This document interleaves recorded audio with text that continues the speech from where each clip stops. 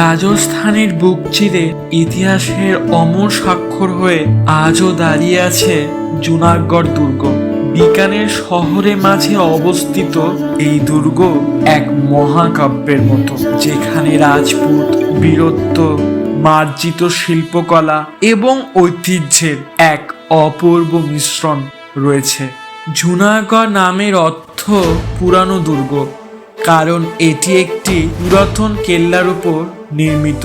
1594 সালে বিকানের রাজা রায়সিংহ মুঘল সম্রাট আকবরের সেনাপতি তার আদেশে শুরু হয় এক দুর্গ নির্মাণ। সেই দুর্গই আজকের জুনাগড় ফোর্ট। এই দুর্গে সবচেয়ে চমকপ্রদ তথ্য কি জানেন?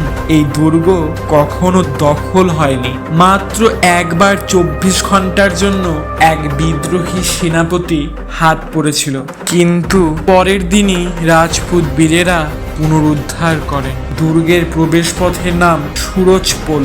প্রবেশ করলেই ইতিহাস যেন চোখের সামনে ফুটে ওঠে।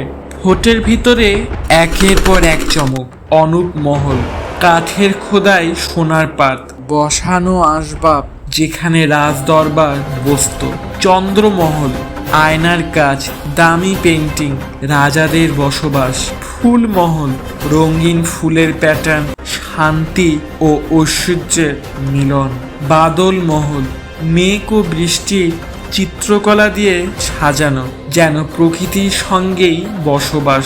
এছাড়াও আছে জাদুঘর, অস্ত্রাগার, রাজাদের ব্যবহৃত পোশাক, আসবাব এবং মূল্যবান চিত্রকর্ম। জুনাগড় শুধু যুদ্ধ আর রাজত্বের কেন্দ্র ছিল না, সংস্কৃতি, কাব্য আর জ্ঞানের চর্চার স্থান।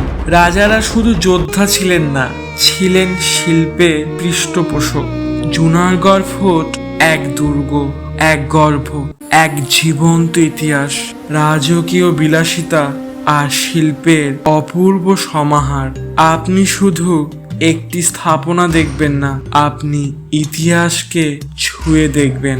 ইতিহাস আপনাকে ডেকে নিচ্ছে। প্লিজ সাবস্ক্রাইব করবেন। মনে রাখবেন, জীবন একটাই। ভালো থাকবেন। পরের ভিডিওতে এক নতুন ইতিহাসের কাহিনী নিয়ে হাজির হব।